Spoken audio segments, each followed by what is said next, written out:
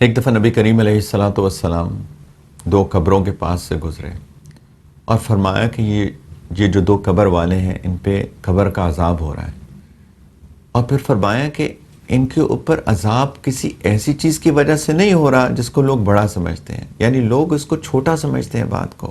وما يعذبان فی کبیر، فرمایا اما احدہما فیعذب فی البول. اس کو بھی غور سے ہم لوگ سمجھنے کی کوشش کریں. فرمایا ان میں سے ایک کو عذاب ہو رہا ہے پیشاب کی وجہ سے، یورین کی وجہ سے. یہ شخص اپنے آپ کو محفوظ نہیں رکھتا تھا پیشاب کے قطروں سے، یورین ڈراپ سے، اس طریقے سے اپنے آپ قضائے حاجت کرتا تھا کہ اپنے آپ کو بچاتا نہیں تھا. اور دوسرا فرمایا وَأَمَّا الْآخَرُ فَيُعَذَّبُ فِي الْغِيبَةِ، اور یہ دوسرا شخص غیبت کی وجہ سے اس کو عذاب ہو رہا ہے. اور یہ دونوں چیزیں ایسی ہیں جو لوگ عام کرتے ہیں، نہ اپنے آپ کی حفاظت کرتے ہیں جب باتھ روم جاتے ہیں، قضائے حاجت کے لیے جاتے ہیں. یہ اللہ تعالیٰ چاہتے ہیں کہ ہم اپنے آپ کو صاف ستھرا رکھیں، طہارت کا خیال رکھیں، کیونکہ فرشتوں کو طہارت اچھی لگتی ہے. فرشتے معصوم مخلوق ہیں، ان کو طہارت اچھی لگتی ہے، اور اللہ تعالیٰ ہمیں بھی چاہتے ہیں کہ ہم بھی طہارت کی حالت میں رہیں. اور دوسرا کہ لوگ غیبت کرتے ہیں. ایک حدیث مبارکہ کے اندر نمیمہ کا لفظ بھی آیا ہے. نمیمہ کہتے ہیں ادھر کی بات ادھر اور ادھر کی بات ادھر، اس میں بھی غیبت ہوتی ہے.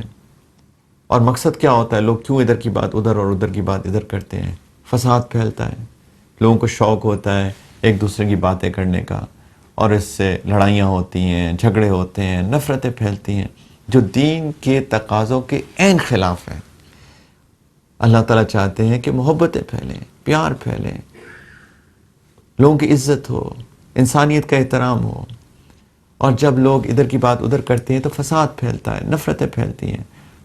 تو دوسرا بندہ جس کو کہ عذاب ہو رہا تھا، جیسے میں نے عرض کیا کہ ایک روایت میں نمیمہ کا لفظ کہ ادھر کی بات ادھر اور ادھر کی بات ادھر کرنے کی وجہ سے، اور اس کے اندر غیبت خود بخود شامل ہو جاتی ہے. تو ہم سب کو چاہیے کہ لوگوں کی عزت کریں، لوگوں کا احترام کریں، لوگوں کے بارے میں باتیں نہ کیا کریں. جب لوگوں کے بارے میں اچھی باتیں کریں گے تو محبت پھیلے گی، جب لوگوں کے بارے میں بری باتیں کریں گے تو نفرت پھیلے گی. جب کسی کی غیر موجودگی میں بات کرتے ہیں تو اس کا ایک نقصان اور بھی ہوتا ہے کہ ہم اس بندے کو موقع نہیں دے رہے اپنے آپ کو جسٹیفائی کرنے کا. مثال کے طور پہ میری کسی بات کو کسی نے مس انڈرسٹینڈ کر لیا، خدا نخواستہ، تو اگر میرے سامنے وہ بات کریں گے کہ آپ نے یہ بات کہی، تو ہو سکتا ہے کہ میں اپنے آپ کو جسٹیفائی کروں کہ جی آپ نے میری بات کو غلط سمجھ لیا، میں یہ بات نہیں کر رہا تھا، اصل میں میری بات کہنے کا مقصد یہ تھا، یہ میں کہنا چاہ رہا تھا. یا اگر میں واقعی غلط بات کہہ دی تو میں معافی مانگ لوں گا، جی آپ نے بالکل ٹھیک کہا، جزاکم اللہ خیراً، آپ نے میری نشاندہی کر دی، میں معافی چاہتا ہوں.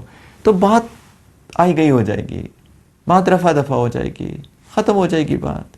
لیکن اگر کوئی میری غیر موجودگی میں بات کرے گا، ہو سکتا ہے جیسے میں نے کہا مس انڈرسٹینڈ کیا، مجھے موقع ہی نہیں دیا جا رہا ہے جسٹیفائی کرنے کو. دوسرا کہ اگر میں نے واقعی غلط بات کر دی اور میری غیر موجودگی میں بات ہوگی تو بات تو پھیل جائے گی اور نفرتیں پھیل جائیں گی. ہو سکتا تھا کہ وہ بات وہیں ختم ہو جاتی، میں معافی مانگ لیتا. یہ ہمارا دین چاہتا ہے کہ کسی کے بارے میں کوئی غلط بات نہ کہی جائے، کسی کے بارے میں اس کی غیر موجودگی میں بات نہ کی جائے، معاف کر دیا جائے اگر وہ معافی مانگے، اس کو بینیفٹ آف ڈاؤٹس دیے جائیں. یہ ہمارا دین ہے، یہ انسانیت کے عین مطابق ہے، محبتیں بانٹنے آیا ہے. اللہ کرے کہ ہم کو اپنے دین کی صحیح سمجھ میں آئے.